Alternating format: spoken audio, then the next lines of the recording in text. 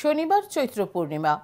এই দিনে রাম ভক্ত হনুমানের জন্ম হয়েছিল, তাই এই দিনটিকে হনুমান জয়ন্তী হিসেবে পালন করা হয়।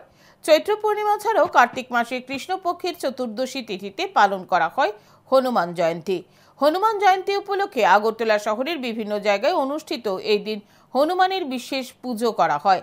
রাজধানী দুর্গা চৌমুহনী সবজি, মৎস্য ও ফল ব্যবসায়ী সমিতির উদ্যোগে অনুষ্ঠিত হয় হনুমান পূজা। এই দিন নিয়ম মেনে সকালে করা হয় পুজো, সন্ধ্যায় বিতরণ করা হবে মহাপ্রসাদ, এমনটা জানান দুর্গা চৌমুহনী বাজার ব্যবসায়ী সমিতির সম্পাদক তাপস ঘোষ। অপরদিকে রামনগর 4 নং রোডের শেষ প্রান্তে সনাতন একতা মঞ্চের উদ্যোগে করা হয় হনুমান পুজো।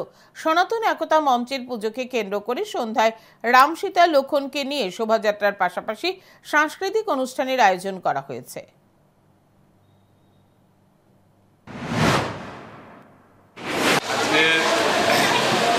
শনিবার চৈত্র পূর্ণিমা উপলক্ষে আজকে হনুমান জয়ন্তী আমরা উদযাপন করছি এবং মহাবলী সংকটমোচন